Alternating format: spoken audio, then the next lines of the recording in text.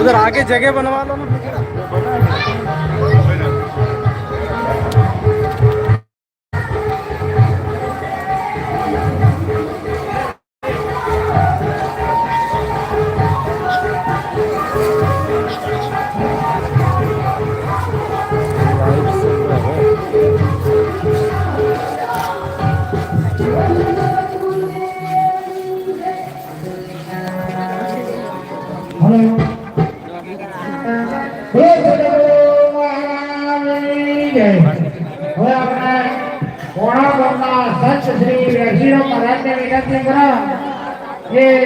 मुखी थी सभा में आनंद करावे वेसीरो महाराज।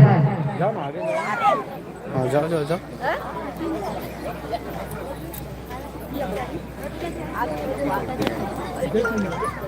सदगुरु देवनी जय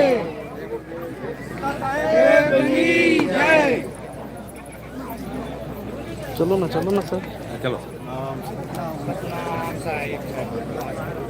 हेलो हेलो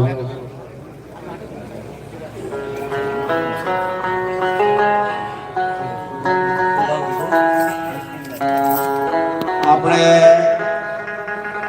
આશા લોકે દુર્ગી સાહેબ પધારે છે તો સૌ બોલો સદગુરુ મહારાજની જય।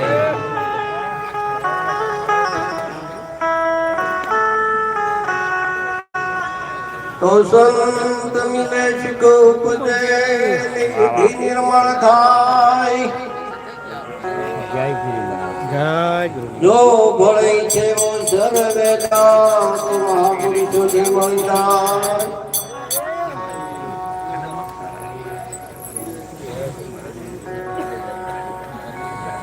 तो संत समागम हरि कथा दुर्षि दुर्लभ दोय। बुद्ध विद द्वारा लक्ष्मी पापीने पणोय। जाओ ना तुम उससे। तो महापुरुषों एवं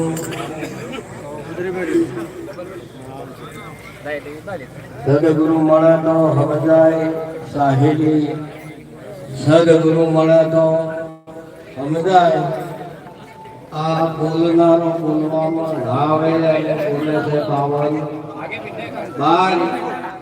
સદગુરુ મળે તો સમજાય એટલે આ ભેદ છે ને સદગુરુ મહારાજ વગરની આપણને ખબર પડે એવો નથી। એટલે સંતો વારે વારે આપણને ટકોર કરે છે। આ અક્ષર મળ્યો છે વ્યર્થ ના જાય એટલા બદલે લખનારો લખવામાં ના આવે અક્ષરાતીત કહેવાય। સાહેલી સદગુરુ મળે તો સમજાય। અમારે निरोध महाराज ने कीधु के हम है योगी अनादि पार ब्रह्म से है पारा। नाम रूप गुण नहीं हमारे ने कभी धरो नामे अवतारा। हमसे ब्रह्म ब्रह्म से माया माया से सब संचारा। इस विध हम है बीज वृक्ष जेम विस्तारा। એટલે પોતાના રચેલામાં પોતે ભૂલો પડ્યો છે અને એ ભૂલ્યો સુધારવા બદલે આપણે મહાપુરુષોનો સંગ કરવાનો છે। એટલે અવશ્ય આપણે અવસર મળ્યો છે તો વ્યર્થ ના જવો જોઈએ અને આપણે अवश्य आपने अवसर में दोनों कैमरा एक ही एंगल से मार रहे हो ना। ये भी वो भी टकोर करवामा આવી છે તો અવશ્ય सामने वाला આ ફેરો વ્યર્થ ના જાય એટલા બદલે આ સંતોનું કેવું पीछे जो लगा है આપણે બધાય નાખજો। બોલો સદગુરુ મહારાજની।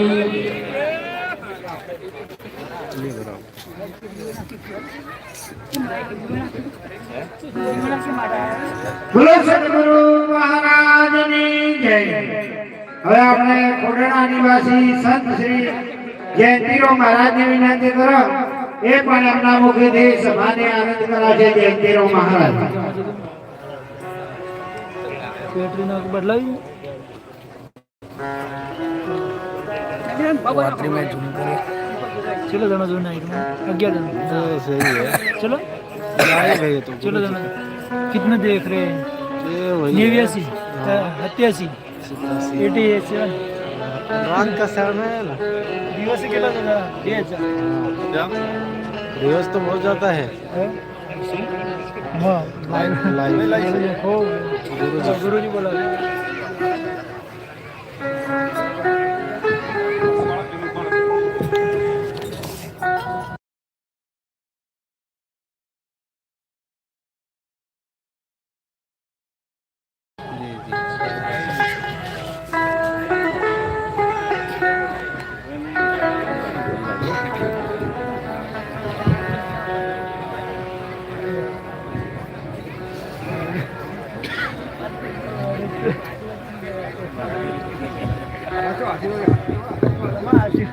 હાલો હાલો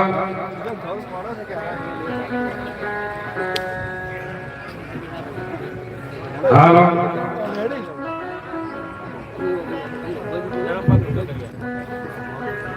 હાલો મંજી આવડે ગયા મુસ્લિમ એવું દેખાય કંપર મરિયા સદગુરુ મહારાજ કી જય પધારેલા હરિગુરુ સંતની જય સત્ય ધર્મ કી જય હા ડન પરફેક્ટ આજના પાવન પ્રસંગમાં આપણા વાણા મુકામે ભક્તરાજ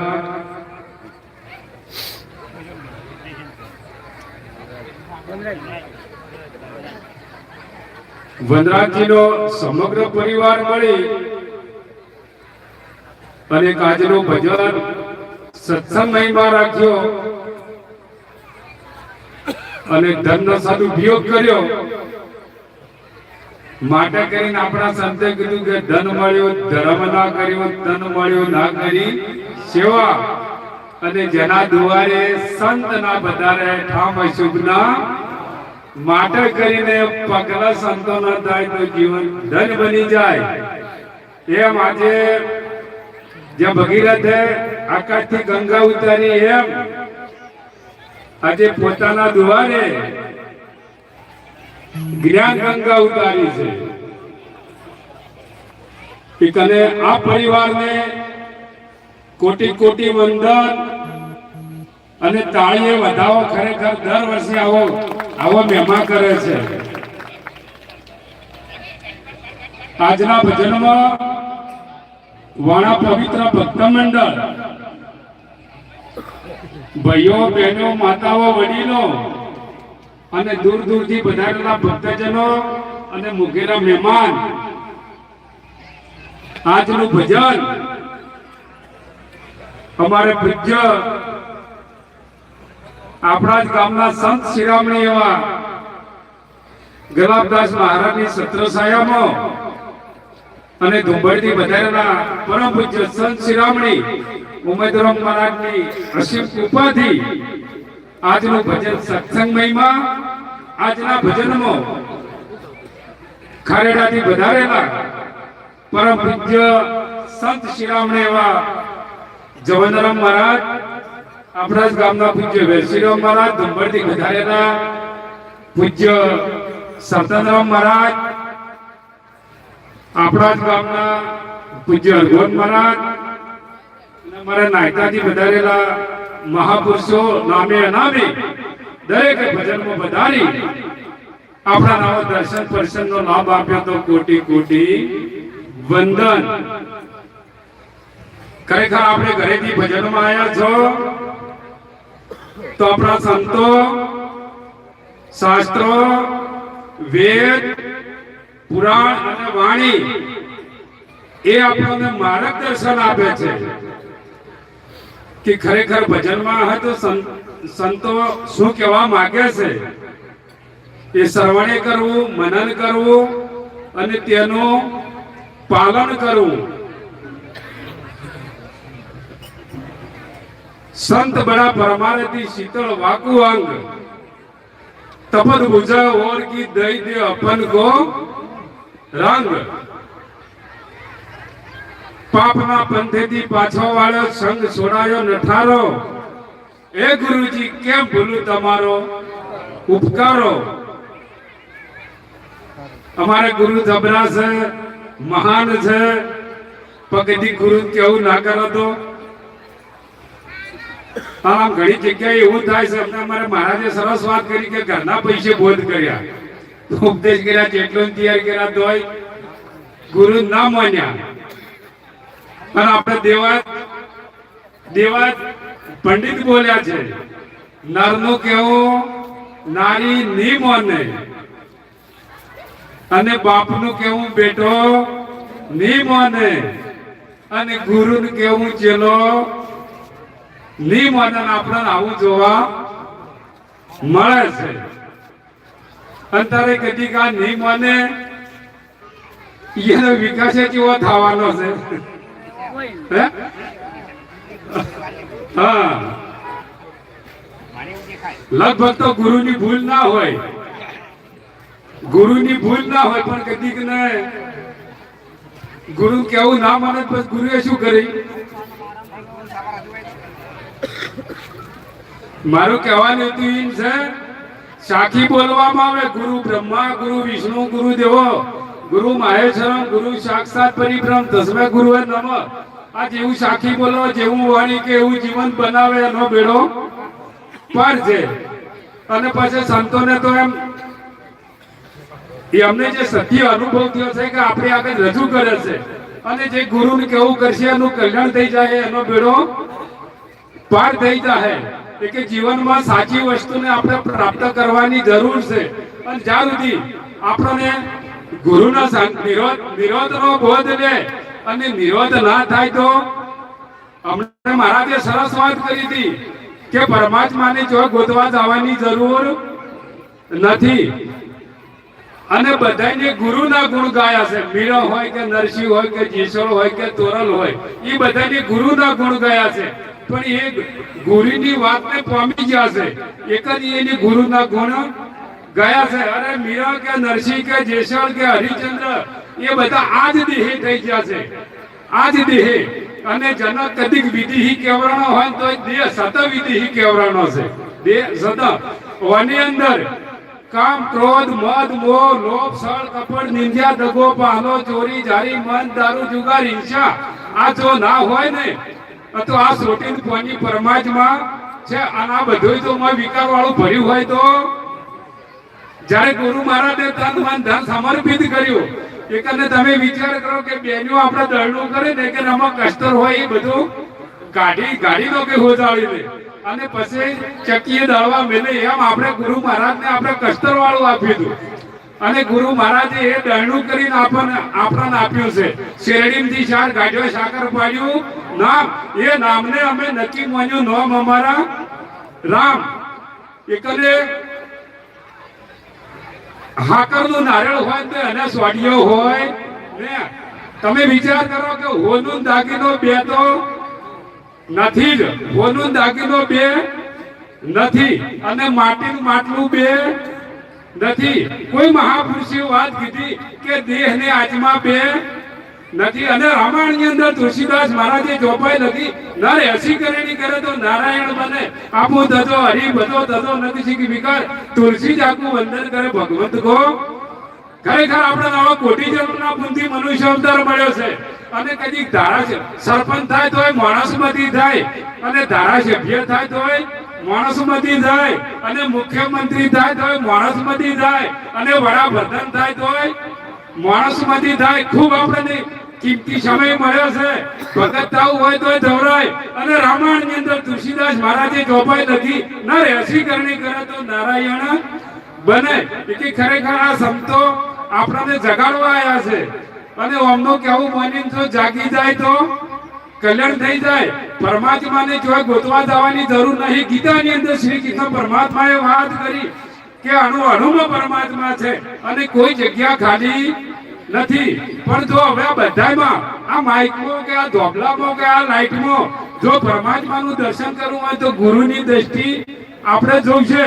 અને ગુરુની દ્રષ્ટિ મળી છે ને તો જોઈ જોવા એ પરમાત્માનું દર્શન થાય. પછી તમારે ખોળવા જવાની જરૂર નથી અમારા ઉમેદવાર મહારાજ ઘણું કે મોડ ના આખલન મોડ નું વોડ વયા નહીં હરિશાન કે ખા પાડા આ તો ગુરુ કરાવે પણ કઈ ધક્કા મારી હેડ્યા તો ના મેળ પડે આ ફીસ ની અંદર ઓગળી ગાલો ને અમને તો તરત ધક્કો મારે અને ભલા માણસ ગુરુના સાનિધ્યમ છે તો તરત આપણું આખું જીવન પલટી જાય કેમ ના પલટે ગુરુ કેવું મને તો વાન્યો લૂંટારો હતો જેસરો પાપી હતો સદનો કસાઈ હતો પણ એ અમને ગુરુનું કેવું કર્યું છે તો એમનું જીવન બદલાઈ ગયું છે અને આપણે જો કદીક ને ગુરુનું કેવું કરશે તો જીવન પલટાય જેમ બેનો માટે પતિ એ પરમેશ્વર કહેવાય અને કાળો હોય કે કુબરો હોય કે લૂલો હોય કે લંગડો હોય પણ એના માટે એનો ભગવાન છે એમ શિષ્ય માટે એ જ ભાવ ગુરુ એ જ ભગવાન અને રામ કૃષ્ણ જેવાય ગુરુના શરણે ગયા છે અને એ ભગવાન સંતની પદવી ના આપી શકે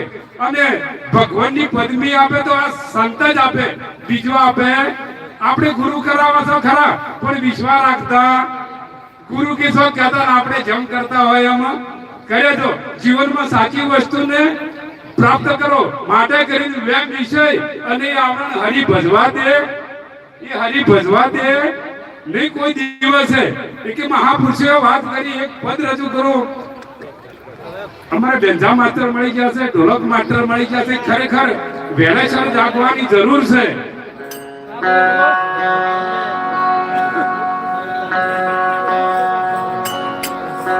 આધારે માનવ દેહ શોક માયા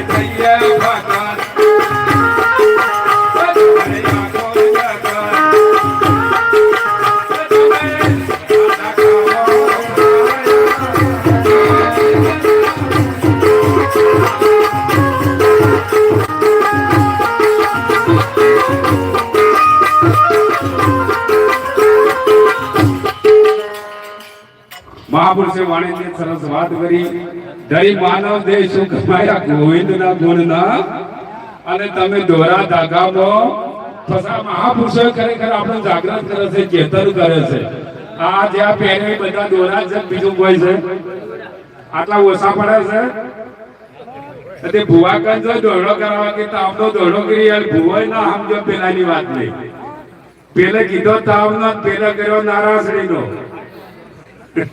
અને તોય પેલા ખબર નથી પડતી મને શાનો કરીને મેં માસ્ટર કીધો છે શાનો ને પેલા કર્યો છે તમે કે આ મહાપુરુષો આપણે જાગૃત કરે છે દોરા ધાગા ફસાયા ગોવિંદના ગુણના ગાયા અને તો કે દોરા ભજાય બેન પડતો હોય તો મોટા મોટા વરાળા ટ્રેક્ટર ના લાવવાના આ તો બે એક ટ્રેક્ટર સારી ઓછી પડે ને તો વેમ પડ્યો હોય એટલે કે કોઈ ભૂલ પડી છે દોરો કરાવે છે એક બે ના ધોવા છે એક ના જોય બીજા ટકે જોઈ અને પછી કે હવે આ દોરો કરાવે છે કાલ સુધી મેળે જાય તીસરા ટકે તો દોરો ના કરાવે તોય મેળા આવે ને આવે અને જીવનમાં તમે સાચી વસ્તુને પ્રાપ્ત કરવાની જરૂર છે આટલું કઈ મારી વાણી વિરામ આપું. આપણા મહાપુરુષો લાભ આપશે. સદગુરુ મહારાજ કી જય. एक और બધા પ્રેમથી જય બોલો. બોલો શ્રી સદગુરુ મહારાજ કી જય. બોલો સદગુરુ મહારાજની જય. હવે આપણે ખારેડા નિવાસી સંત શ્રી જવાનરાવ મહારાજને વિનંતી કરો, એ પણ સભાને આનંદ કરાવશે અને સમય મર્યાદામાં રહીને બોલજો, એટલે દરેકની ફરજ આવે. આપણે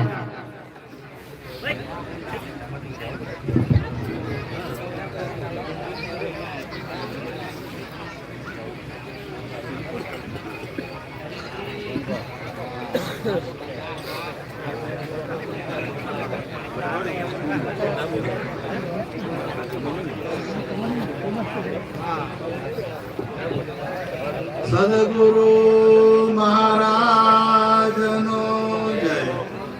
સદગુરુ સદારામ બાપાનો જય. સદગુરુ નિરાત મહારાજનો જય. પધારેલા હરિગુરુ સંતનો જય. કૃષ્ણ કનૈયા લાલ કી જય. ખૂબ ખૂબ ધન્યવાદ.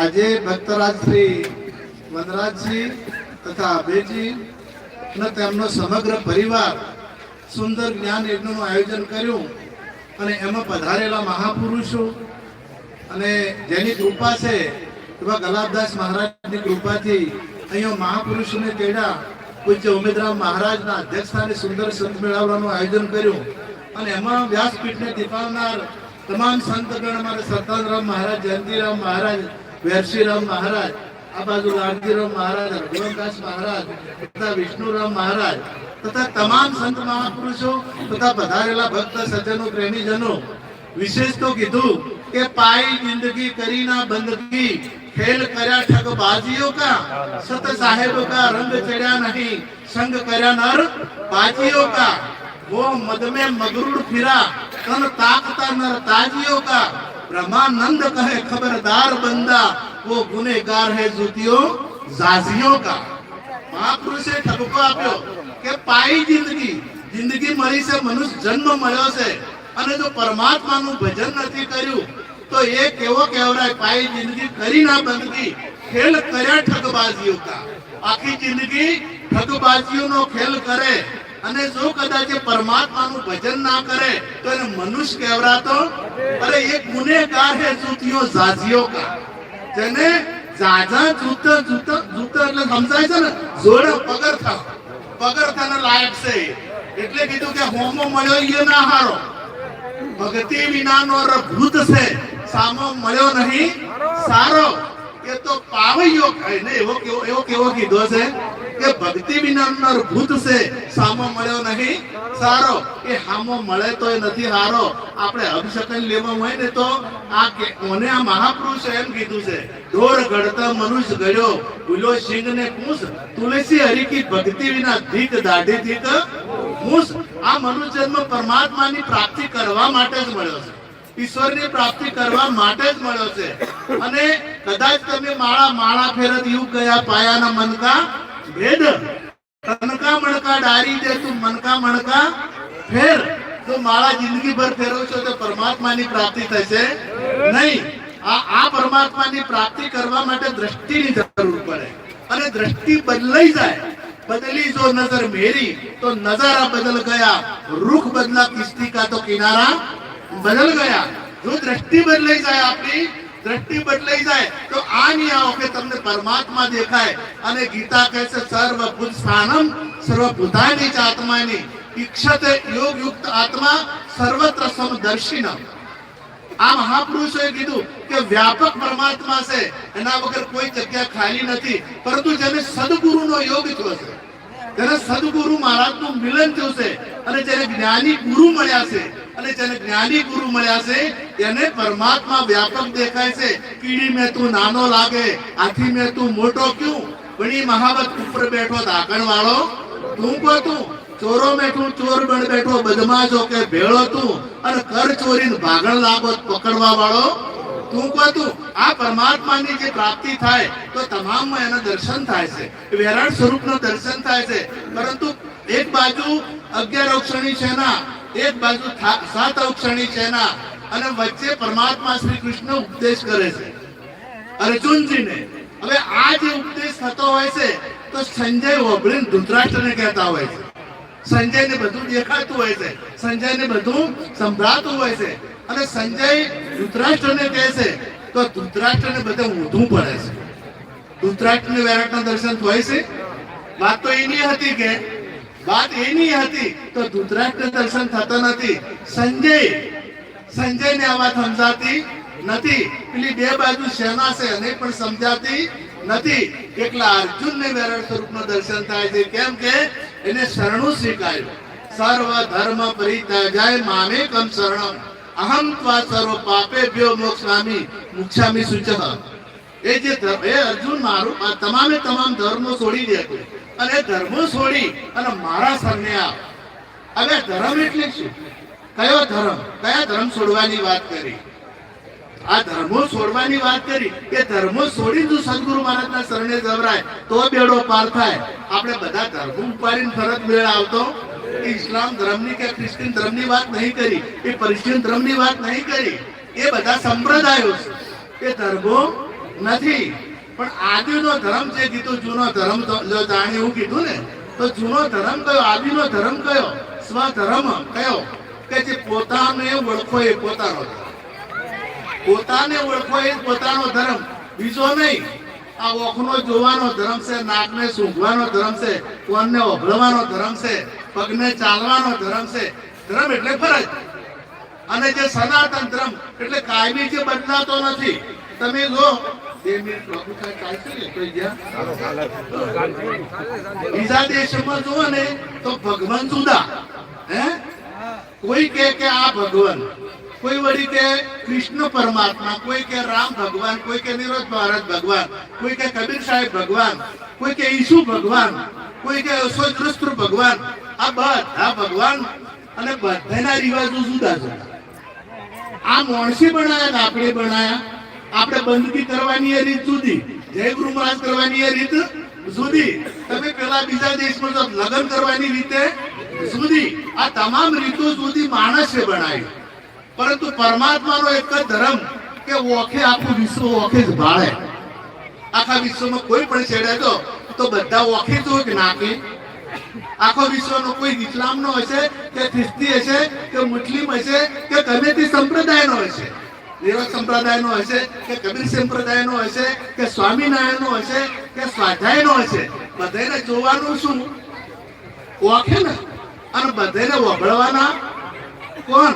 અને બોલવાનું આ પરમાત્મા સર્જિત છે. આ જે સનાતન ધર્મ, કારણ કે એમાં આગા પાછું કોઈ કરી શકતું નથી.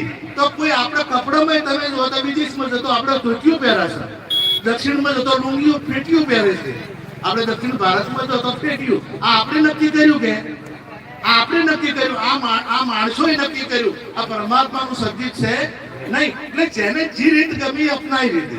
પણ પરમાત્મા બધામાં એક જ છે.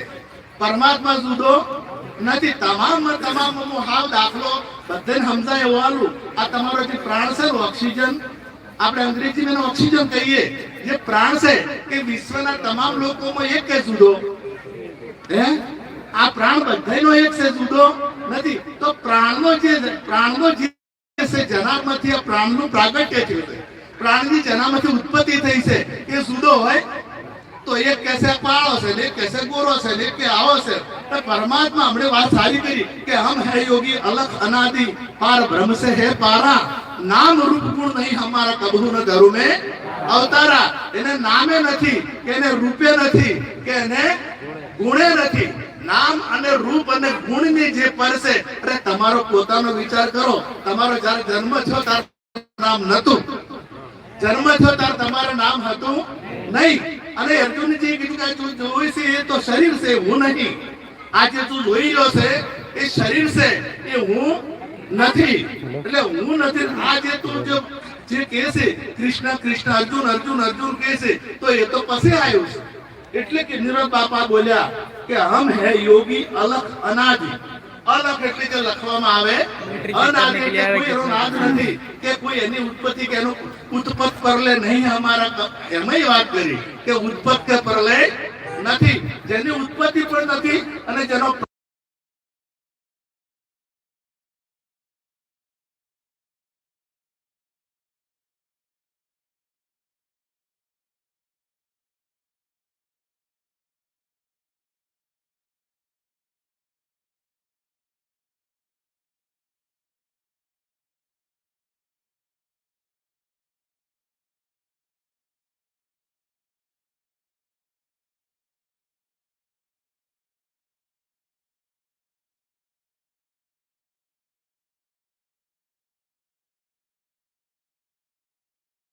સદગુરુનું ધરવું જોઈએ પણ કેવળ નહીં થતું મોનું ડટ્ટો કે મારી વાત પૂરી કરું 4-5 ભક્તો હતા મહાત્મા જેવા એક સંત બેઠા હતા અને નાની કુટિયા બનાવેલી હતી કુટિયા બધા વધના બેઠા હતા એટલે મહાત્માએ કીધું કે ગાયો ધોવાનો ટાઈમ થઈ ગયો છે આપણે ગાયો ધોઈ લાવો અને પછી પ્રસાદ કરીએ એટલે કે મહારાજ ગુરુ મહારાજ હોય તો ગુરુ તો કરતા હરતા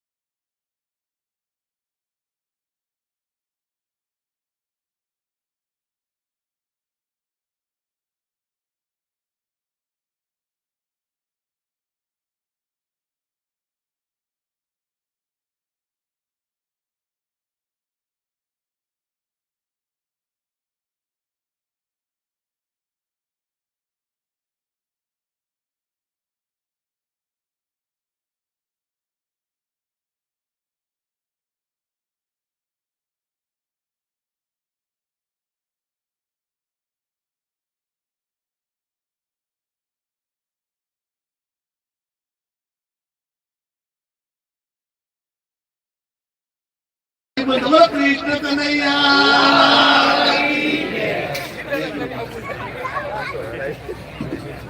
બોલો સદગુરુ મહારાજની જય।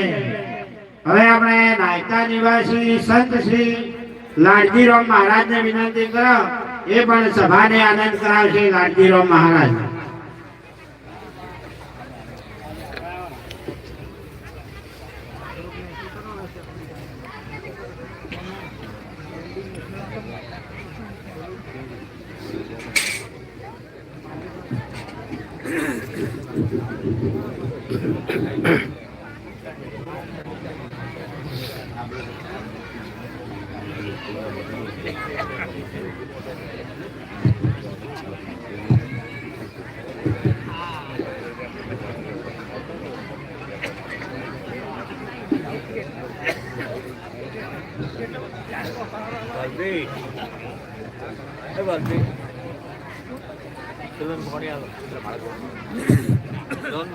बोलिए सदगुरु भगवान की जय। कृष्ण कन्हैया लाल की जय। गुरु निरोध महाराज की जय। सनातन धर्म की जय। रामचंद्र भगवान की जय। આજે એવા પુણ્ય અને પવિત્ર ભૂમિ પર ભક્ત સેવા અભયસિંહના તેમના જે પરિવાર મળે એક એમના ઈષ્ટદેવ સદગુરુની પ્રેરણાથી આ ભજન સત્સંગ રાખી તે પરિવારને કોટી કોટી મારા જય ગુરુ મહારાજ। આજે તો આપણે બાપુને ઉભળવાના છે, બીજા સંતોને ઉભળવાના છે, એમાં આપણે જે ઉમેદરામ મહારાજને આજે સાંભળવાના છે અને એમને જે સત્તર છાયામાં ભજન રાખી અને બે પરિવારને બહુ ધન્યવાદ છે. આપણે 4 લીટીમાં અનુગય બને વિવરણ કરી અને મારી વાણીને વિરામ આપશો. બોલો સદગુરુ ભગવાન કી જય. ગુરુ ચરણ में गुण घना प्रेमे नमामुषी हे वचन विचरे अमी जरे नाम करे बकसी हे नाम करे बकसी एवा गुरुजी क्या क्या गावो गुण અડળ ધન મળે પણ નામ ના તોડે ન આવે સિયાવર રામચંદ્ર કી. આ સમજણની વાત છે નારી વીરા મારા, સમજણની વાત છે નારી. ભૂને હારી નથી જુદા સંતો ભાઈ, ભૂને હારી નથી જુદા. કેમ કે હરી અને તમારો બિલકુલ અંતર નથી.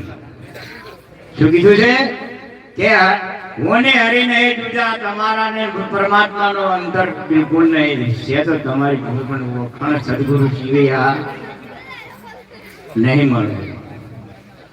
આ સુનો દાગીનો એક જવત તું હે દૃષ્ટિ ભેદ છે જુદા સંતો ભાઈ, દૃષ્ટિ ભેદ છે જુદા. જો આપણે દાગીના ઉપર જો દ્રષ્ટિ જશે તો મેળ પડશે નહીં, અને આપણને જે સંતો બોલે છે સમજાશે નહીં. કેમ કે તમારે અત્યારે બધા લડાશો પણ દેવ ઉપર દ્રષ્ટિ છે. જેમ કે આ સંત સ્વરૂપે પરમાત્માનું સ્વરૂપ છે, પણ આપણે બધાને દેવ ઉપર દ્રષ્ટિ જશે ને. જો સુધી દેવ ઉપર દ્રષ્ટિ જાય તો સુધી આપણને પરમાત્માના દર્શન નહીં થાય. હા નદી સહાર સહારે પાણી એ નથી જુદા કોઈ પાણી રે સંતો ભાઈ, સમજણની વાત છે નારી. જે સમુદ્રનું પાણી અને જે નદીઓનું જે ગુવાર કરતું પાણી સમુદ્રમાં જાય અને સમુદ્ર રૂપ બની જાય છે. શું બની જાય છે? સમુદ્ર રૂપ બની જાય છે. પાછી પછી આવે નહીં. એમાં સંતો કે છે હા તન મન ધન શિષ્ય અર્પણા કરે, નિજ સ્વરૂપ ઓળખાયો સંતો ભાઈ, નિજ સ્વરૂપ ઓળખાયો.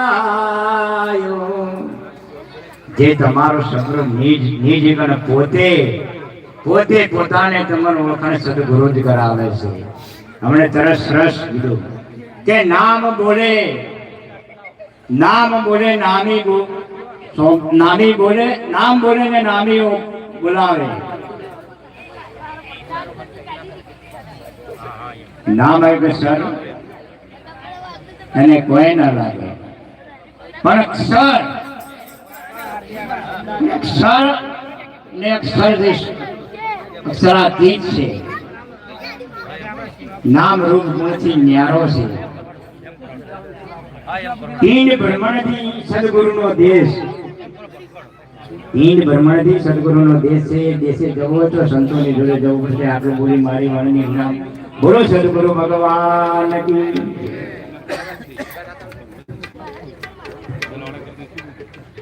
બોલો સદગુરુ મહારાજની જય. હવે આપણે નીતિનદાસ બાપુને સોંભળવાના છે. એના પહેલા ઉમેદરામ મહારાજને વિનંતી કરો, તુંબર નિવાસી એટલે એમના મુખેથી સભાને આનંદ કરાવશે ઉમેદરામ મહારાજ.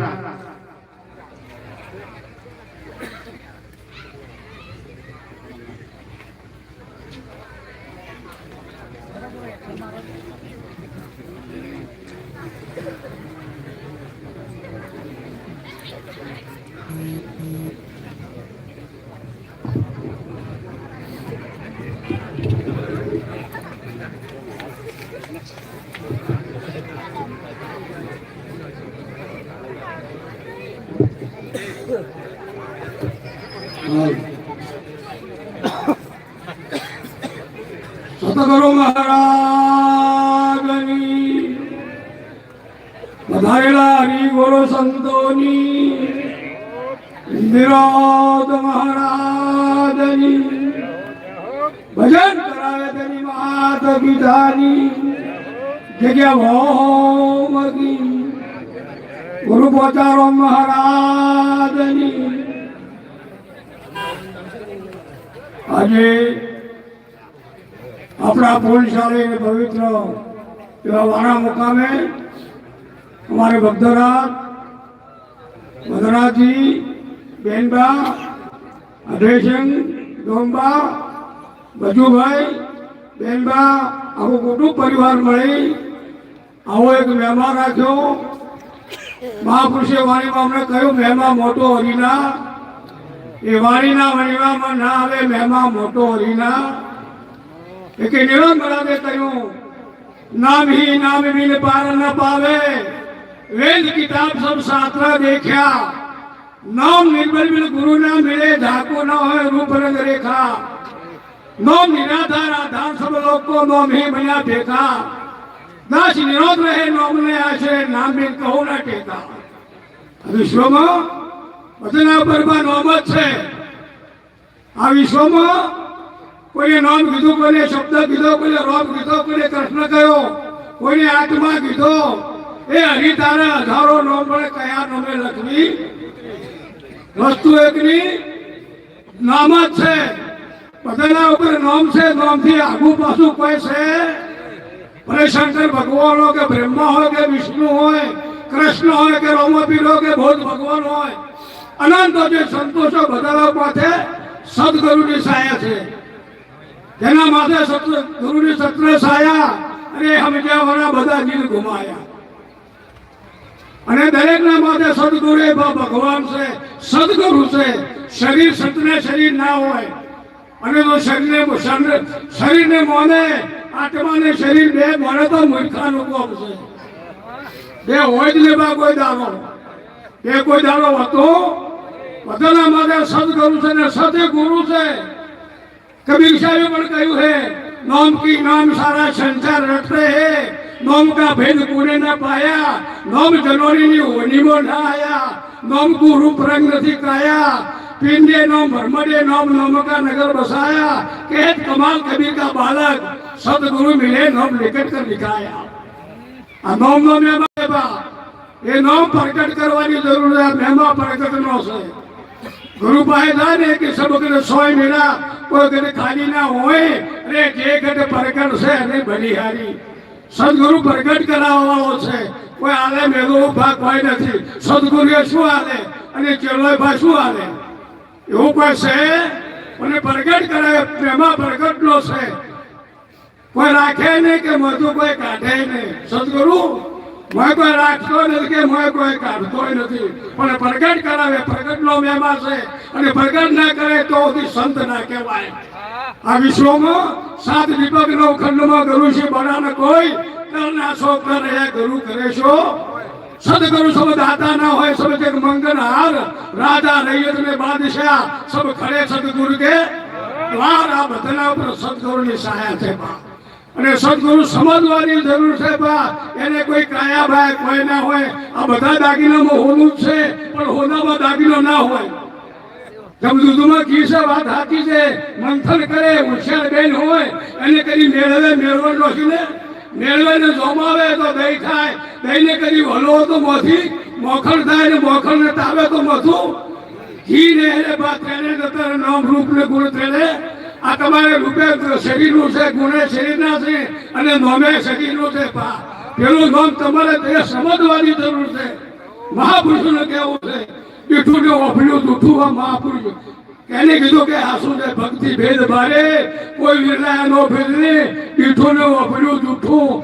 સમજો ને હાસુ કે તમારું ઓફળેલું દૂઠું છે ભારેલું દૂઠું છે એકે હાસુ છે ગંગા જમનાના દર્શન કરવાથી પાપી પાવન ન થાય અરે કરવી ચૂંટણી મોય ધબકોળો એની કરવાશ ના સાહેબ પણ ગંગા નથી મીઠી ભાડાવાળો ભાર રહે એ તો ખાલી આ બાંધન ધોવા જો છે એને મેળ પડ્યો ગંગાનું દર્શન છે નથી એ કે મહાપુરુષે કર્યો જો સુધી પોતાના કોમોથી કાઢ્યું છે બાપ બીજો કાઢ્યું શેરીની સાર કાઢ્યો ને સાકર પાડ્યું એ નામ અમે નક્કી કર્યું નામ અમારા રોમ સોળદો જ્ઞાનની પછી ફેર આકરમાં ઓઠો ના ચડે પા ફેર આકરમાં ઓઠો ચડતો તમે દૂધમાંથી જી નેર્યું ને પછી ફેર પેલા જીમાં દૂધ ના ચડે અને કદી મોય રેડો તો ભેગું ના થાય કોઈ દાડો મળતો એ મોઢું બહાર નેરી ગયું છે બા અને માંથી બહાર ગાડે ને સદગુરુ કહેવાય આ બધામાંથી ઉપર સદગુરુ ઉપર છે બા સદગુરુનો દેશ એવો છે ઈચ્છા ચાલો સદગુરુના તારું આવન દાવન મટી જાય 84 નો ફેરો ટળી જાય ને પીવું પિયાલા હાસા કાગડા પલટીને અંશાએ થોઈ થોઈ જમતમ છે એ બધી પલટો થઈ જાય અને મોતી હંસ ગતિ પ્રાપ્ત થાય બગલો મોતી લઈને શું કે મોતી તો અંશના ચારા કદી બગલો આવે ને કદી શોખ મેળે કદી શોખમાં રહે ને તો ઉતારી નાખે અને કદી ઉતાર્યું હોય તો હજમ ના થાય હું ને રે બા આ ડુંગળી વાંચેલું દૂધ છે જમતમ છે એ કે આખા ભક્તે કહ્યું છે પીલો દોડતા તે પર ગયા આખો કે મેં પસંદ પ્રેમે ટીલે ગયા પણ મેળ પડ્યો 53 વર્ષી ગુરુના પાસે જોયે કે મારે મેળ પડ્યો આખો કે પીલા દોડતા તે પર ગયા સબ માળા કા નાકા ગયા કથા સુની સુની ફૂટ્યા કોણ આખો કે તો એના શુભ્રમ જ્ઞાન એક મૂર્ખ ને વીટે પથ્થર એટલા પૂજે દેવ પાણી ભાઈને કરે સ્નાન તુલસી દેખીને તોડે પોદ અને આખા બહુ ઉત્પાતી ઘણા પરમેશ્વર જોની વાત દોદો મોટાના પોલ તમે પેપર ઓછો ટીવી જોવો તમને ખબર પડે આખો કે દોદો મોટાના પોલ ઉધોર વાટી વાજા ઢોલ અંતને અંધારે મળ્યા જમ તળમાં ગોદરા ભર્યા ના થાય કે ના થાય ગોણી આખો કે વાત આપણે ધોળી ઓધળો સસરો ને સર્કલ હોઉં કથાઓ ફળવા હાજર હોઉં કયું કોઈને સમજાયું કશું ઓખનું ગાદળ ગાલે કશું હમું કાવો બધું ઉડો કુવોને ફૂટેલી ભોગ શીખુને સોંપલું સર્વે ઠોક અરે બટની કેમ થાય ગાય મનુષ્ય મીઠા કૂક કરે ઉપાય વિનોદ વગરની વાત એવી એમાં ના લેવા કે લેવા હતો હરીને ગોતે આખો હરીના ભેળો ફરે આપણે ભગવાનને આપણે શેઠું નથી આ માઇકને લોકોને શેઠું હરીમાં આવું હરીમાં સાલું હરીમાં હરીને હાથ ને હવે જો ગોતું જીનો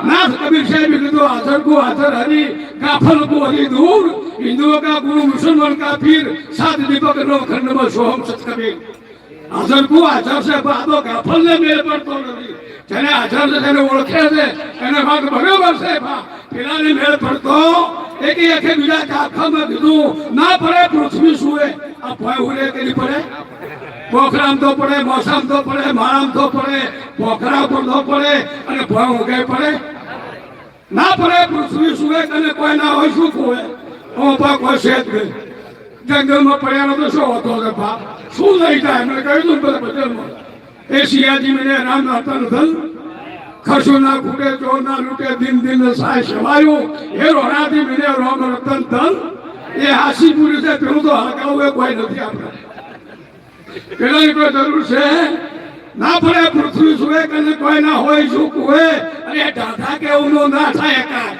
હવે હજારો સુધી ઉગું તો આકાશ તપ્યા ને અને બારે મેં ખોગાત હોય તો ભેજાય ને અને એ વર્ષો બધા ભય કાઢવ થાય ને તો એને વળગે એવું તમારું સ્વરૂપ છે હું એમ પૂછું ઢાઢા કેવું ના થાય એકાદ જળમાં ના મળે મોખણ કે સાહેબ એ ખા એવું ભ્રમ જ્ઞાન તોય ના મળે સ્વામી સેવક કહી શકા એ ગરુએ નથી ચેલો નથી કે ભગવાન નથી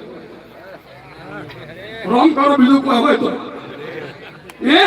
એ કોઈ છે એ કશું નથી ભૂમિકા ભાઈની છે એ ગરુ નથી ચેલો નથી કે હું તો બધું ભગવાન નથી જમ હોય નવોણ નદીનું નદીનું સાગરમાં જાય ને એ કે મોડીએ ના ઊંચું જાય કે અમરદેશી ઊંચું જાય કે મહીસાગર હોય કે કાવેરી હોય કે ગોદાવરી હોય કે નર્મદા હોય એ કે સાગરમાં જયારે ઊંચી થતી એ તો બારે આડેસા મારે પણ એ જ્યાં પછી કે હલતી એમ ગુરુ પાસે ચેલો છો કે ગુરુ કોઈ દાડો ચેલો ના રાખે અને ચેલો રાખેલો એને ભીખ માંગવાનું મટે જ નહીં કેવો કરે પોતાને જો કરે ચેલો કરો ભીખ માંગવામાં ઉસત ના આવે ભીખાની કોઈ દાડો ગુરુ ચેડા કરતો એ પોતાના જેવો કરે, પોતાના સ્વરૂપને ઓળખાણ કરાવે છે અને ભજન એના માટે છે, ધર્મના છે. આ ગાડી ધર્મની છે પા, અધિકાર છે તો ધર્મનો છે. ધર્મના ધોરિયા સપના ધોનિયા એ ઝુકની ધોનરીઓ ઉડાડો એ હું પરણી મારા પ્રભુને અંગાત વિધાનંદ મેઢો. આ સતની ગાડી છે, કોઈ પેટ માટે નથી આલી, ભીખ માગવા આલી, તો ફરવા માટે આલી.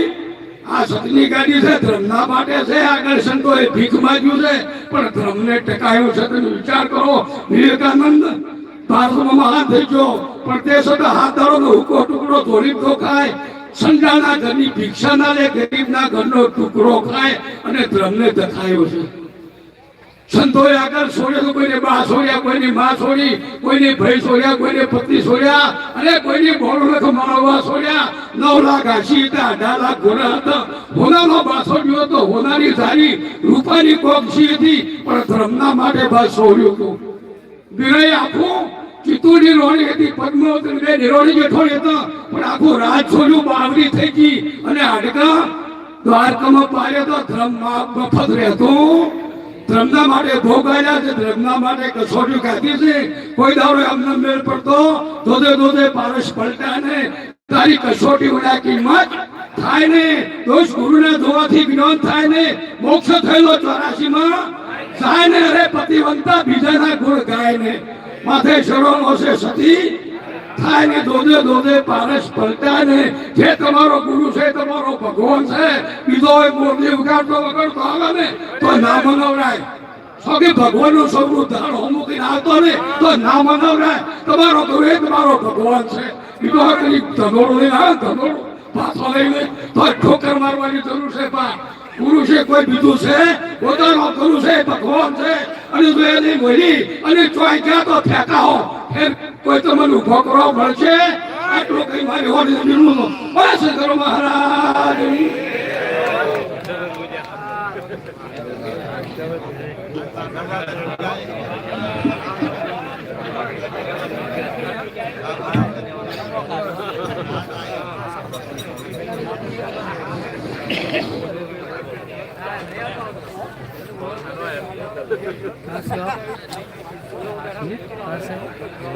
गुरु जी के साथ है.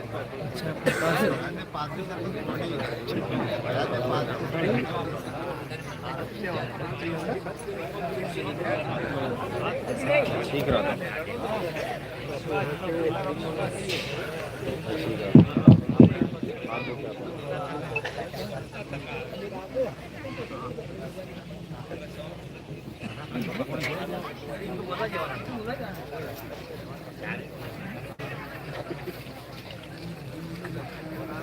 साहिब बंदगी सतनाम. तो आज परम पिता परमात्मा बंदी छोड़ सदगुरु की दया से आज पाटन में ये मूल ज्ञान का प्रचार प्रसार होने जा रहा है. बहुत बड़े भाग हैं उन जीवों के जो अपने पूरे जीवन काल में एक बार भी इस मूल ज्ञान को सुन पाते हैं. और उससे भी बड़े भाग होते हैं उन जीवों के जो इस मूल ज्ञान को थोड़ा सा भी समझ पाते हैं. क्योंकि सुनना आसान है, आए बैठे घंटा 2 घंटा सुन के घर वापस चले गए. लेकिन इस ज्ञान को समझना बहुत मुश्किल है. ये इतना मुश्किल है कि आप सोच भी नहीं सकते. कबीर साहब ने फरमाया, लाखन में कोई समझ न पई है और कोटि मध्य जानेंगे, कहे कबीर सुनो भाई साधो, हमें बिरले हंस पहचानेंगे. कहते हैं अगर 1 लाख आदमी सामने बैठा हो और ये सत्संग रख दिया जाए सामने, कहते किसी के समझ में नहीं आएगा बात जा कहां रही है, ये बात चल किसकी रही है, ये भगवान है कौन, इस सत्संग में जो परमात्मा बताया जा रहा है वो है कैसा. कहते कोटि मध्य जानेंगे. 1 करोड़ आदमी बैठा हो सामने और ये सत्संग रख दिया जाए, कहते तब जाके कोई बिरले हंस, कोई 20, 25, 60, 100 बंदा ये समझ पाएगा कि बात जा कहां रही है, आखिर महिमा गाय किसकी जा रही है। तो ये वही दिव्य सत्संग है जिसको आज हमने बहुत अच्छे से समझना है, एक एक बात को ग्रहण करना है, पूरा विवेक लगाना है, चिंतन करना है, मनन करना है और सत्य असत्य की परख करके सत्य को ग्रहण करना है। यही हमारे जीवन का परम लक्ष्य है। दुनियावी लक्ष्य तो अलग अलग हो सकते हैं। कोई कहता भाई मेरे जीवन का लक्ष्य ये तो नहीं, आज जो आपने बताया है, मैं तो डॉक्टर बनना चाहता हूं। कोई कहता मैं इंजीनियर बनना चाहता हूं, कोई कहता मैं सबसे बड़ा ठेकेदार बनना चाहता हूं, कोई कुछ बनना चाहता हूं। ये तो दुनियावी लक्ष्य हो गए, सबके अलग अलग हो सकते हैं। लेकिन क्या लक्ष्य है हमारे इंसान जन्म होने का? हम इंसान जन्म में आए हैं तो हमारा परम लक्ष्य क्या है? जिस दिन हमें यह समझ में आ गया उस दिन याद रखना कलयुग में सतयुग आ जाएगा, क्योंकि सत्य को पाना ही हमारा एकमात्र लक्ष्य है। और अगर हम सत्य को पाने के लिए दौड़ पड़े, अभी किसके पीछे दौड़ रहे हैं? किसके पीछे दौड़ रहे हैं? अभी माया के, जितना मर्जी दौड़ा लो। और जिस दिन हम सत्य के पीछे दौड़ना शुरू हो गए तो कलयुग में सतयुग आ जाएगा। जो संतों ने अपनी वाणियों में बताया है कि एक समय ऐसा आएगा जब कलयुग में ही सतयुग आएगा। ये वही समय है मेरे भाई। ये सत्य का डंका इसीलिए बजाया जा रहा है। ये गांव गांव, गली गली, शहर शहर, देश विदेश में इसीलिए बजाया जा रहा है ताकि परमात्मा के जो विवेकी हंस हैं, जो भूले बैठे हैं अभी कि हमें पाना क्या इस संसार में आके, उनको जगाया जा सके। उनको जगाना है। और जिस दिन सब जाग जाएंगे युग परिवर्तन हो जाएगा। तो आज का सत्संग इसी युग परिवर्तन पे समझाया जाएगा कि आखिर क्या है युग परिवर्तन, क्योंकि चारों तरफ हल्ला मचा हुआ है। जो ब्राह्मण ये कहते नहीं थकते थे कि 4,32,000 साल के बाद कल की अवतार होगा, आज वही ब्राह्मण क्या कहते फिर रहे हैं? लगता है कल की अवतार हो चुका है। YouTube खोल के देखो, कभी पता लगेगा तुम्हें। जो ये कहते फिरते थे कि अभी तो कलयुग बहुत बहुत बहुत बाकी है, अब क्या कह रहे हैं कि लग रहा है यही कलयुग का चरम है और वो अवतार आ चुका है पूरे विश्व को एक करने के लिए। ये भाषा बदल कैसे गई? ये आवाज बदल कैसे गई? आज इसका पूरा खुलासा किया जाएगा और समझाया जाएगा कि कलयुग में सतयुग आखिर आता कैसे है। बोल तो सबने दिया, हर ग्रंथ में इसका जिक्र है, हर संत की वाणी में इसका जिक्र है, लेकिन आखिर वो आएगा कैसे? आज उसका खुलासा किया जाएगा। तो आज का सत्संग शुरू करने से पहले परम पिता परमात्मा के नाम पे जयकारा लगाएंगे।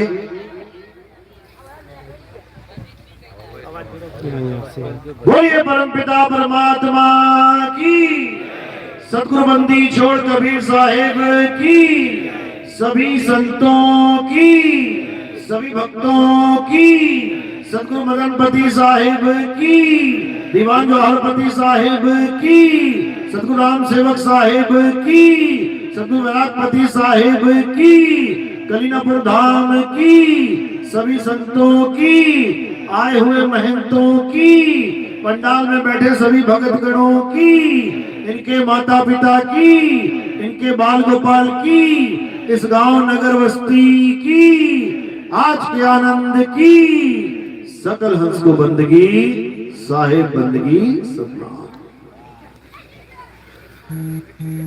तो कबीर साहब समझाते हैं कि जब इस धरातल पे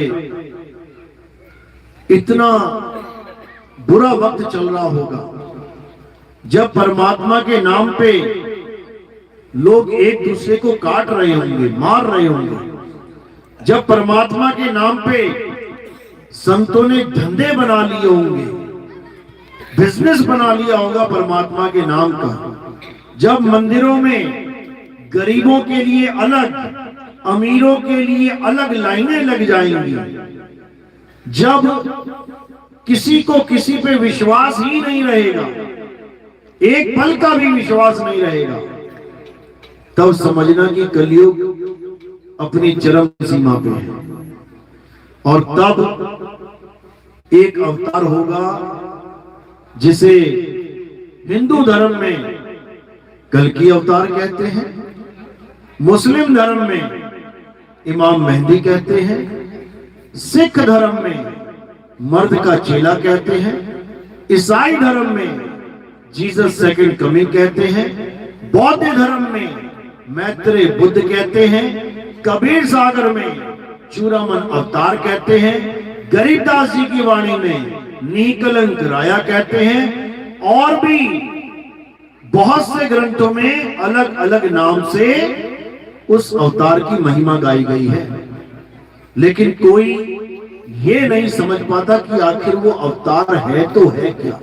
सबके दिमाग में एक ही फोटो बनी होती है कि अवतार का मतलब कोई शरीर, राम जी का शरीर, हनुमान जी का शरीर, शंकर जी का शरीर, विष्णु जी का शरीर, कृष्ण जी का शरीर, दुर्गा माता का शरीर, ईसा मसीह का शरीर, सब किसी ना किसी शरीर को अवतार मान लेते हैं। लेकिन जो इस संसार का आखिरी अवतार है वो कोई शरीर नहीं है, नहीं है, वो शरीर नहीं है।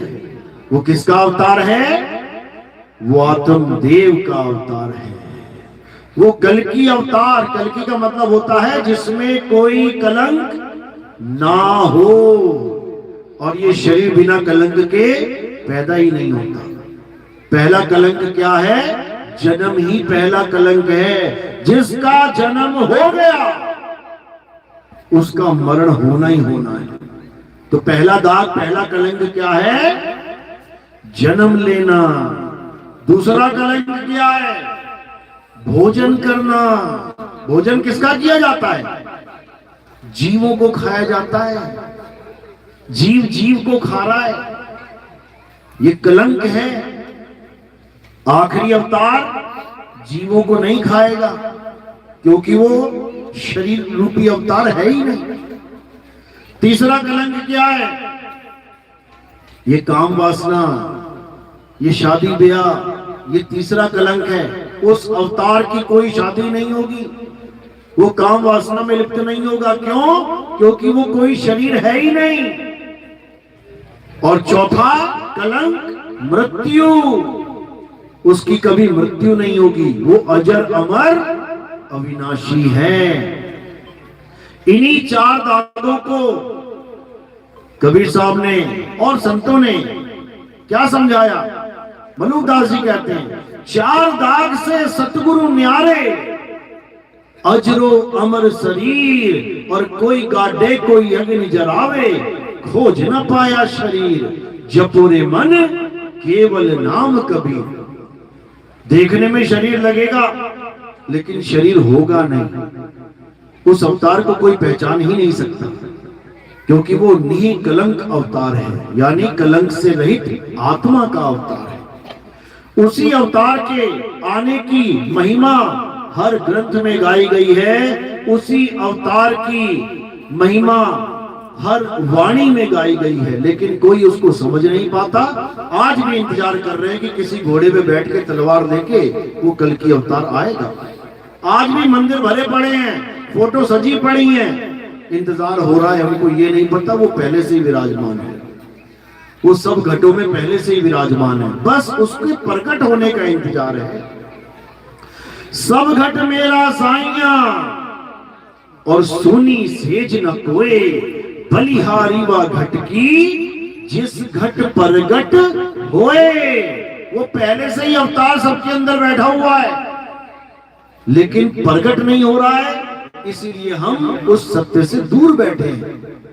अरे है प्रगट पर दिखत नहीं, सतगुरु सैन सहारा हो, आवे ना जावे जन्मे नहीं मरे, सो निज पीव हमारा हो।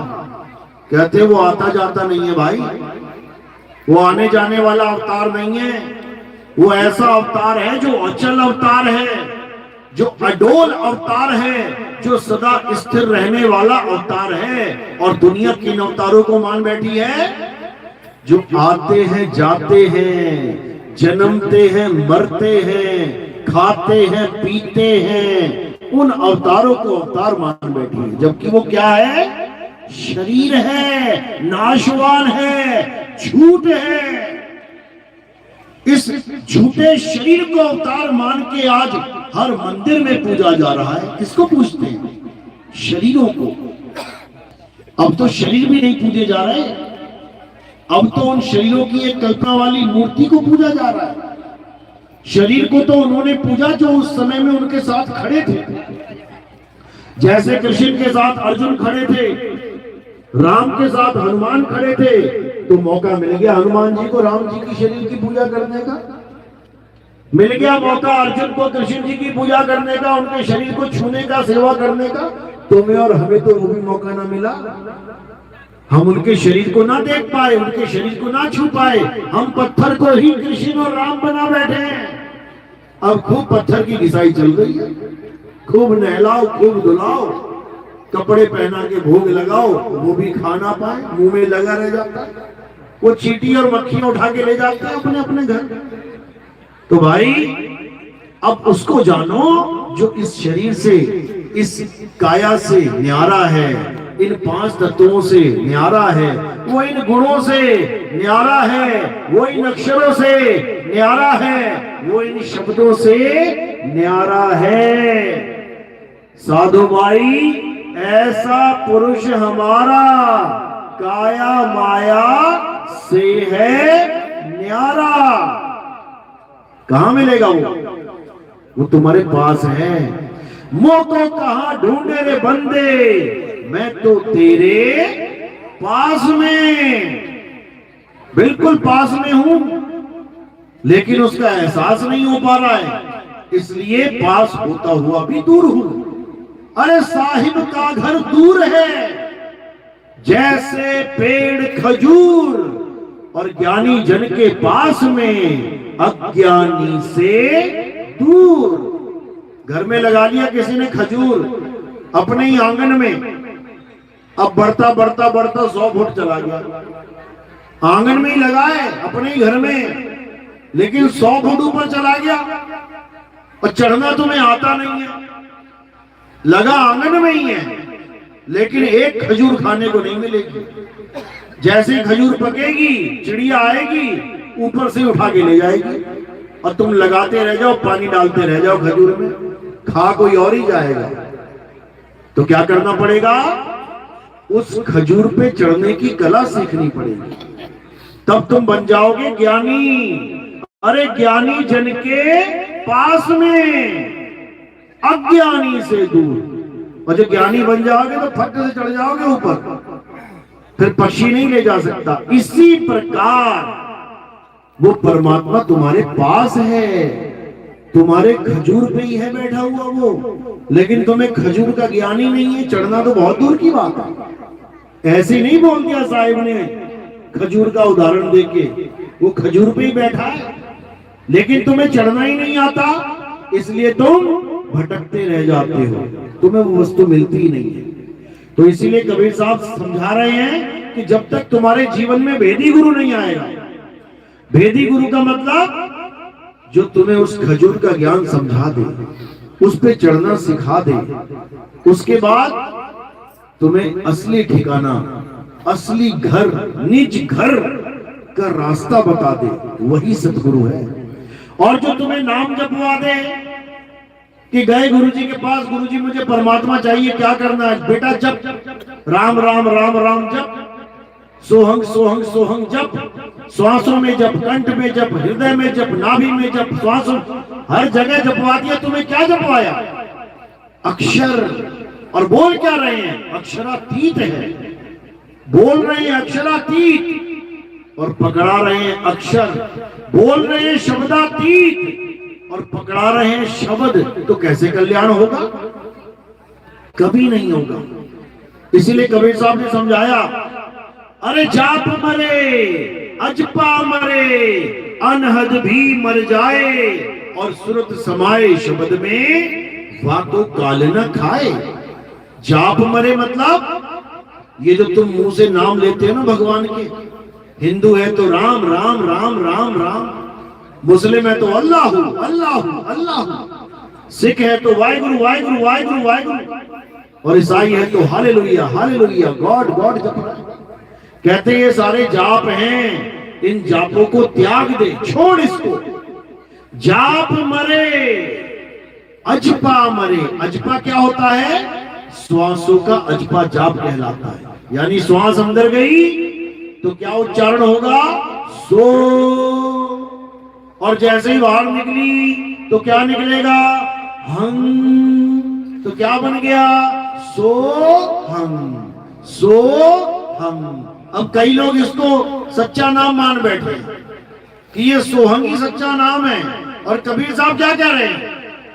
जो जन होंगे जौहरी, लेंगे रत्न बिलगाए, और सोहंग सोहंग जप मुआ, मिथ्या जन्म गवाए। कहते जो जन होंगे जौहरी, रत्न लेंगे बिलगाए। ये सोहंग रतन नहीं है, ये रतन का नाम है, ये रतन का नाम है। सोहंग रतन नहीं है। रतन बिलगाना है, यानी रतन को और उसके नाम को अलग अलग कर लो, अलग अलग कर लो। नाम लेके मत आ जाना मार्केट से, वस्तु लेके आनी है। तुम गए सोने की दुकान पे, बोला मुझे अंगूठी चाहिए, दुकानदार कहता पैसा रख 10,000 रुपया, रख दिया तुमने। अंगूठी देने की जगह तुम्हारे कान में बोल दिया अंगूठी, जाओ घर जाके जपो इसको। अब तुम जप रहे हो अंगूठी अंगूठी अंगूठी अंगूठी, कितने साल जपोगे? मिल जाएगी।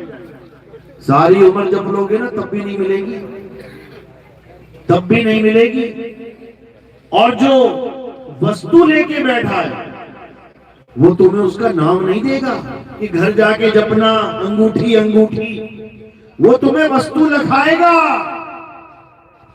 अरे वस्तु कहीं ढूंढे कहीं, कैसे लागे हाथ, और गुप्त वस्तु तब मिले, भेदी लीजे साथ, भेदी लीना साथ में। अरे दीनी वस्तु लखाए, और कोटि जन्म का पंथ था, पल में पहुंचा जाए।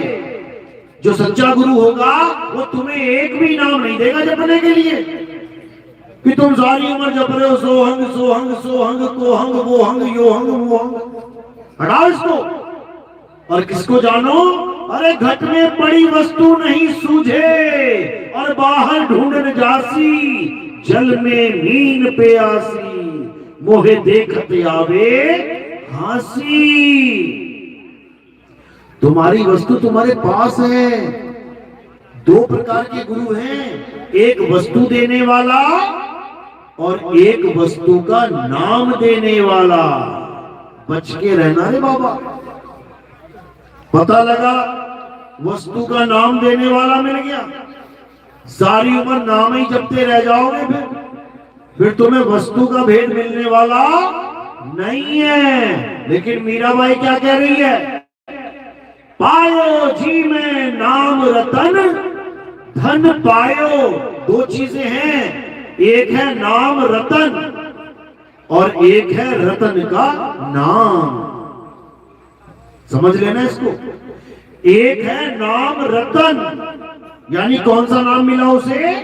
रतन रूपी नाम मिल गया। यानी रतन क्या है? वस्तु है। और एक है रतन का नाम, उसमें रतन नहीं मिलेगा, उसमें नाम मिलेगा। हीरा हीरा हीरा हीरा, पन्ना पन्ना पन्ना पन्ना, मोती मोती मोती मोती। याद रखना, अगर गुरुजी ने तुम्हें कोई नाम दिया है और तुम वो जप रहे हो तो मेरे भाई अभी वस्तु देने वाला गुरु नहीं मिला, अभी वस्तु के नाम जपवाने वाला गुरु मिला। याद रखना, थोड़ा विवेक लगाना पड़ेगा। पहली बार मैंने पहली लाइन यही बोली थी कि लाखन में कोई समझ ना पाई है। ये समझ में नहीं आएगी बात मेरी, ये तब समझ में आएगी जब रोज सत्संग सुनना शुरू करोगे। तब आएगी ये बात मैं क्या बता रहा हूं, तब समझ में आएगी। तो कहने का मतलब है एक सोहम वस्तु है और एक सोहम जाप है। तुम्हें वस्तु का ज्ञान मिला है कि जाप का ज्ञान मिला है, तुम्हें इसको समझना पड़ेगा। सोहम वस्तु का मतलब है जो तू, सो हम, जैसा तू वैसे हम, ये तो हो गया वस्तु का ज्ञान। क्योंकि सब घट मेरा साइया, तो सब घट में जब विराजमान है तो एक सा ही होगा, एक सा ही होगा। एक कुएं में से 100 घड़े पानी निकाल के तुमने रख दिए तो 100 कुओं का जो पानी है और 100 घड़ों का जो पानी है वो सब एक ही होगा, अलग अलग तो नहीं हो सकता। तो जब सब एक ही है तो क्या बन गया, जो तू सो हम। ये वस्तु का ज्ञान है, इसमें नाम नहीं जपना पड़ता कि सोम सोम जपना पड़ेगा। इसमें वस्तु का ज्ञान है, वस्तु के नाम का नहीं। और अगर नाम जप रहे हो तो फिर अभी वस्तु का ज्ञान नहीं हुआ है। बस दो ही चीजें हैं, वस्तु या वस्तु का नाम, दो ही चीजें हैं। वस्तु सत्य है और वस्तु का नाम असत्य है, बस दो ही चीजें हैं। हीरा सत्य है इसलिए करोड़ों रुपए का आता है, और हीरे का नाम असत्य है इसलिए बच्चा बच्चा बोल देता उसको हीरा। लो, भिखारी भी कह रहा है हीरा है क्या तेरे पास? नहीं, नाम है, नाम है मेरे पास, हीरा वस्तु नहीं है। बस यही फर्क है, नाम सबके पास मिल जाएगा, वस्तु नहीं मिलेगी। वस्तु तब मिलेगी जब भेदी गुरु तुम्हारे जीवन में आएगा, याद रखना। तो क्या कह रहे हैं, मोको कहां ढूंढे रे बंदे, मैं तो तेरे पास में, ना मंदिर में, ना मस्जिद में, ना काबे कैलाश में। क्या कह रहे हैं, ना मंदिर में, ना मस्जिद में। और संत लोग क्या बताते हैं, कहते हैं ऐसी कोई जगह नहीं है जहां परमात्मा नहीं है। तो फिर ये मंदिर और मस्जिद में क्यों नहीं है भाई? किसकी वाणी है ये कबीर साहब की वाणी है। ना मंदिर में, ना मस्जिद में, ना काबे कैलाश में, ना मैं जप में। कोई नाम मत जपना, मारे जाओगे अंत में। ना मैं जप में, ना मैं तप में, और ना मैं व्रत उपवास में। अब क्या कह रहे हैं, भंवर गुफा में, श्वासों की श्वास में, अरे नहीं प्राण में, नहीं पिंड में, ना ब्रह्मांड आकाश में। तो कण कण में परमात्मा कहां से हो गया भाई? ये कैसा परमात्मा है कि कण कण में भी है और नहीं भी है? ऐसा कैसे? अब क्या कह रहे हैं, खोजी होए तुरंत मिल जाऊं, एक पल की तलाश में। अरे कहे कबीर सुनो भाई साधो, मैं तो हूं विश्वास में। अब ये समझना पड़ेगा तुम्हें, ये क्या बात चल रही है। जो कहते हैं कि परमात्मा कण कण में है, असल में वो परमात्मा नहीं है। वो क्या है? वो ब्रह्म है, ब्रह्म कण कण में विराजमान है ब्रह्म। बिना ब्रह्म के ब्रह्मांड का कोई अस्तित्व है ही नहीं। यहीं पे धोखा खा जाते हैं सब संत, यही धोखा खा जाते हैं। वो ब्रह्म को परमात्मा मान बैठते हैं, जबकि कबीर साहब समझा रहे हैं, अरे ब्रह्म बड़ा की जहां से आया, और वेद बड़ा की जिन निर्माया, ई मन बड़ा कि जेहि मन माना, और राम बड़ा कि राम ही जाना। ब्रह्म ब्रह्म कबीरा फिरे उदास, तीरथ बड़ा या तीरथ का दास। पहले तो यही निबेड़ा कर दो। ब्रह्म बड़ा की जहां से आया, लोग कहते कण कण में परमात्मा है, कण कण। और जब कण नहीं थे तब कहा रहता था, जब कण नहीं थे तब कहां रहता था और आज कण कण में घुसा हुआ है। कमाल कर दी तुम लोगों ने। जब कण नहीं थे तब कहां था, बताओ जरा। यही तक कबीर साहब समझा रहे हैं। अरे परम बड़ा की जहां से आया और वेद बड़ा की जिन निर्माया। लोग कहते हैं वेद बड़े बड़े बड़े वेद हैं। अरे जिसने लिखा है वो सोच कितना बड़ा होगा। तू लिखी हुई चीज को बड़ा मान बैठा है। जिसने लिखा है सोच वो कितना महान होगा। जिसने एक वेद लिख दिया, 4 लिख दिया, वो 4000 लिख देता, कितने भी लिख देता। कौन बड़ा है, लिखी जाने वाली चीज या लिखने वाला? पहले तो यही निबेड़ा कर लो। ब्रह्म बड़ा की जहां से आया, वेद बड़ा की जिन निर्माया, ई मन बड़ा की जही मन माना। लोग कहते हैं ये मन से कोई नहीं जीत सकता। पराशर ऋषि 21,000 साल तक तपस्या करता रहा, उसके बाद मल्लाह की लड़की के साथ भोग कर लिया। मन से बलवान कोई नहीं है। साहिब कह रहे हैं ई मन बड़ा कि जेही मन माना। जिनका मन मान चुका है, यानी घोड़े में लगाम लग चुकी है। अगर लगाम लग गई है तो वो तुम्हारे इशारों पे नाचेगा, और अगर तुम्हें लगाम लगानी नहीं आती तो तुम उसके इशारों पे नाचोगे। एक बार घोड़े के ऊपर बैठ के देख लेना, ऐसा दौड़ाएगा चीखें मारोगे तुम। और अगर तुम्हें दौड़ाना आता है तो पूरे आनंद में दौड़ाओगे। 2 प्रकार का ज्ञान है। ई मन बड़ा कि जेही मन माना, और राम बड़ा कि राम ही जाना। कहते राम नाम सत्य है। कौन सा वाला राम? कहते ये 2 अक्षर का प्यारा नाम ले, रा और मां। कहते ई राम बड़ा या राम ही जाना। जिसने उस राम को लिखा है वो बड़ा है कि राम बड़ा है? जिसने राम लिखा है वो मिटा भी सकता है उसको। लिख के देख लेना, कागज पे लिख लेना पेंसिल से रा और मां, उसके बाद रबड़ उठा के मिटा देना। बताओ कौन बड़ा है, लिखने वाला कि लिखे जाने वाला? इसी में किसी को निबेड़ा नहीं करना आ रहा है, और बातें बड़ी बड़ी। इसीलिए कबीर साहब कह रहे हैं भ्रम भ्रम कबीरा फिरे उदास, तीर्थ बड़ा या तीर्थ का दास। तीर्थ बड़ा होता है या तीर्थ का दास? तीर्थ का दास पता है क्या होता है? तीर्थ का दास क्या होता है? ये सब तीर्थ के दास बैठे हुए हैं, यानी भगत लोग। लोग कहते हैं वो तीर्थ बहुत बड़ा तीर्थ है, बहुत बड़ा, बहुत महान तीर्थ है। कोरोना में सारे महान तीर्थों का क्या हाल हो गया था पता है? एक चिड़िया भी पर नहीं मार रही थी, एक आदमी ना खड़ा था वहां पे, दिया बाती करने वाला कोई ना था वहां पे। और जैसे तीर्थ का दास पहुंच गया लाखों करोड़ों की संख्या में, वो फिर महान हो गया। यानी ये तीर्थ का दास जहां जाके खड़ा हो जाए ना, वो तीर्थ महान हो जाता है। ये बाबा जी बहुत बड़े बाबा जी है। क्यों? तीर्थ का दास बैठा हुआ है लाखों की संख्या में। ये बाबा जी तो ऐसे ही हैं, इनके चेले वेले नहीं है। क्यों? तीर्थ का दास बैठा ही नहीं आगे। ये तीर्थ का दास जिस बाबा जी के आगे बैठ जाता है, उस बाबा जी को भगवान बना देता है ये, समझो। तो कह रहे तीर्थ बड़ा कि तीर्थ का दास।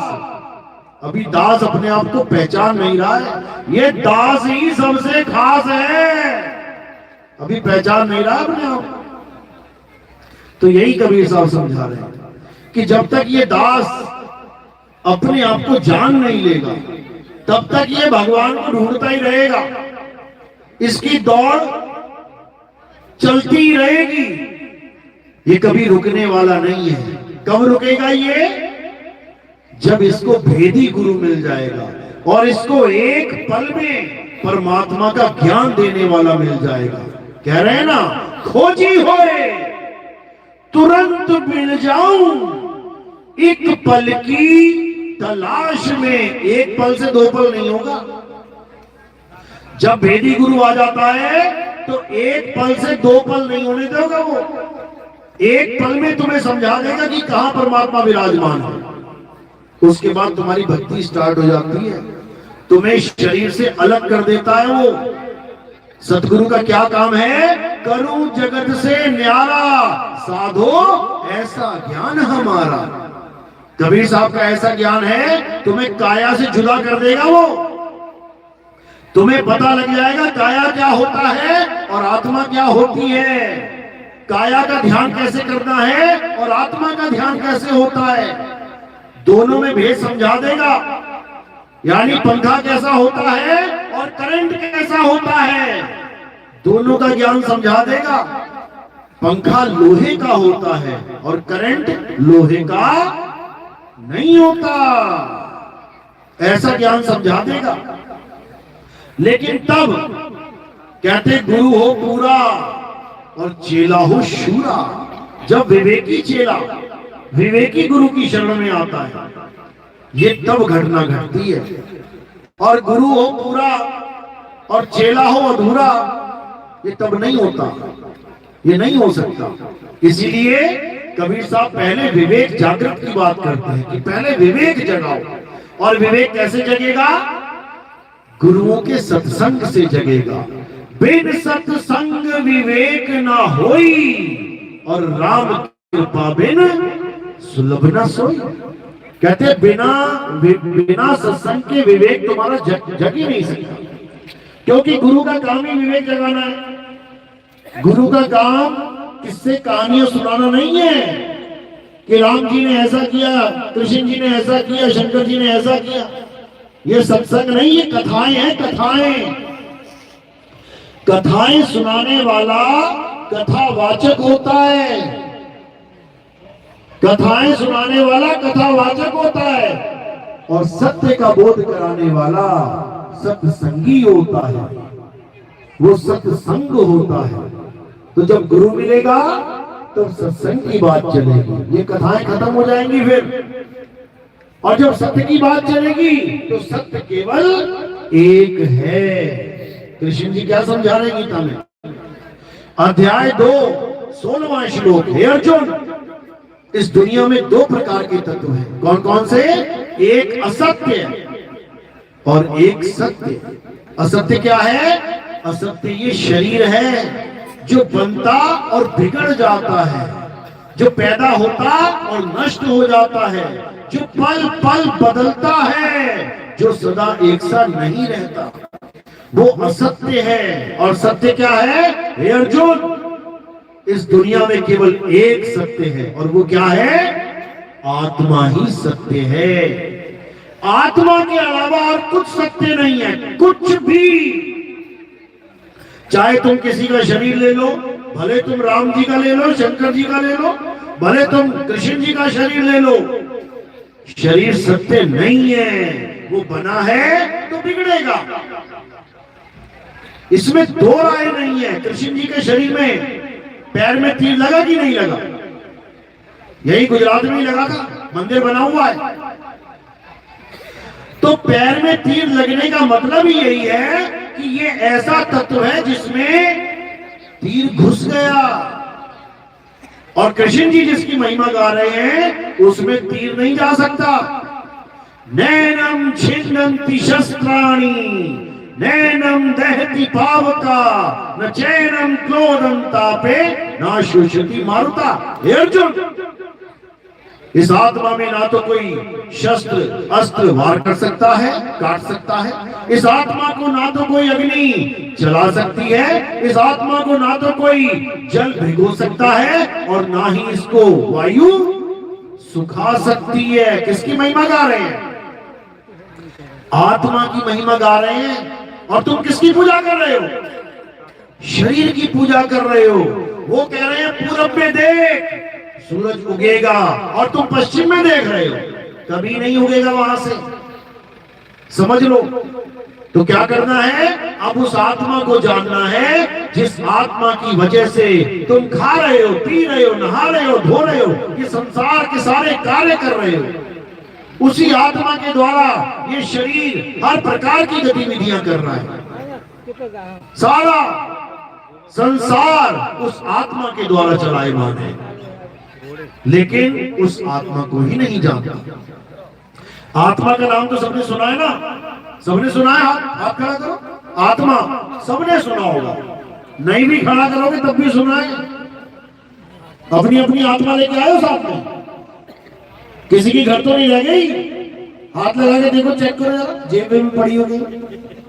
ये आत्मा ऐसी वस्तु है जिसके बिना तुम एक पल भी नहीं चल सकते, तुम सांस तक नहीं ले सकते। अगर आत्मा ने शरीर को छोड़ दिया, ये सांसों को चलाने वाला कौन है? ये सांसें किसकी किसकी कृपा से चल रही है? ये आत्म तत्व की वजह से चल रही है। आत्म तत्व ने शरीर को छोड़ दिया तो ये सांसें वहीं रुक जाएंगी। लेकिन इस बात को कोई समझ ही नहीं पाता, आत्मा के भेद को कोई जान ही नहीं पाता, और नाशवान तत्वों की पूजा में सारा जीवन जी के चला जाता है। अब क्या करना है? अब आत्म तत्व को जानना है, आत्मा को ही पहचानना है। इस आत्मा को जानने के बाद तुम आत्म ज्ञानी हो जाओगे। अभी तुम क्या बने पड़े हो? जपी तपी सन्यासी। कोई भी गुरु से नाम लेके अगर तुम जप रहे हो तो जो नाम जप रहा है वो जपी कहलाता है, जो कोई तपस्या कर रहा है वो तपी कहलाता है, और जो घर बार छोड़ के जंगल में चला गया वो सन्यासी कहलाता है। जपी तपी सन्यासी से परे आत्मज्ञानी बनना है। आत्मज्ञानी, जहां पर भी आत्म शब्द जुड़ गया वो तुम्हारे लिए है, उसका ज्ञान तुम्हारे लिए है। जैसे हम कहें आत्म कथा लिखो तो कथा के आगे आत्म लग गया। अब राम जी की कथा, श्याम जी की कथा नहीं लिखनी है, किसकी लिखोगे? अपनी आत्म कथा। किसी ने आत्महत्या कर ली तो किसकी हत्या की? अपनी। कोई आत्म रक्षा के लिए पिस्तौल लेके घूम रहा है तो किसकी रक्षा करेगा? अपनी। अगर कोई अपने ऊपर निर्भर है तो क्या बोलेंगे उसे? आत्मनिर्भर। अगर कोई अपना कल्याण करना चाहता है तो क्या कहेंगे उसको? आत्म कल्याण। इसी प्रकार जो आत्म ज्ञान है वो किसी और का नाम जपना नहीं है, वो किसी और की पूजा करना नहीं है, वो किसी और की तरफ देखना भी नहीं है। सब कुछ आपका अपने ऊपर आ जाना चाहिए। जैसे एक कुत्ता शीशे के सामने खड़ा होके भौंक भौंक के मर जाता है। क्यों मर जाता है? क्योंकि वो अपने ऊपर ध्यान नहीं देता है। किसके ऊपर ध्यान चला जाता है? सामने प्रतिबिंब के ऊपर। बस इसी प्रकार हमारी दुर्गति हो गई है। हमारा ध्यान अपने ऊपर नहीं है, हमारा ध्यान मंदिर मस्जिद गुरुद्वारे चर्च ये वो दुनियादारी हर तरफ हमारा ध्यान है, केवल अपने ऊपर ध्यान नहीं है। इसी को कबीर साहब ने समझाया है। जैसे स्वर्ण कांच मंदिर में भरमते भूख मरे हो, और कहे कबीर नलनी के सुगना तोहे कौन पकड़े हो। कहते जब तक तेरे जीवन में भेदी गुरु नहीं आ गया जो तुझे तेरा ही भेद समझा दे, तब तक तू उस कुत्ते की तरह बार बार मरता और जन्मता रहेगा, कोई बचाने वाला नहीं है। इसीलिए हमें भेदी गुरु की जरूरत है। भेदी गुरु ही हमें हमारा वो दिव्य भेद समझा सकता है कि आखिर हमारा स्वरूप है तो है क्या। ये मंत्र देने वाले गुरु नहीं बता सकते तुम्हारा भेद। कबीर साहब समझा रहे हैं, घर घर मंत्र देत फिरत हैं ये माया के अभिमाना, और गुरुआ सहित शिष्य सब बूढ़े अंत काल पछताना, साधो देखो ये जग पौराना। बीजक की वाणी है, पढ़ना इसको। कौन सा गुरु तुम्हें बचाएगा? जो अपने सत्य स्वरूप को जानता है, जो अपने आप को ये काया माया नहीं मानता, जो भगवान को भी काया नहीं मानता, जो कबीर साहब को भी काया नहीं मानता, जो रविदास जी महाराज, संत तुकाराम, पलटू जी, मीराबाई को भी काया नहीं मानता।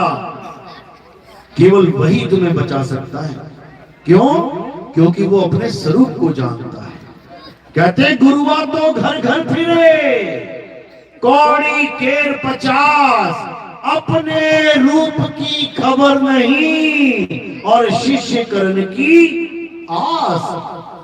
आस लगा के बैठा है कि पूरा गांव मेरा चेला बन जाए, और अपने रूप की खबर नहीं है।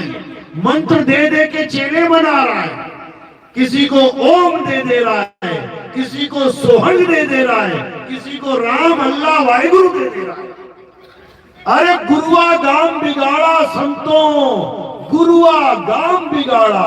पूरा गांव बिगाड़ दिया इन लोगों ने, बर्बाद कर दिया गांव वालों को, नाम जपने में लगा दिया सबको।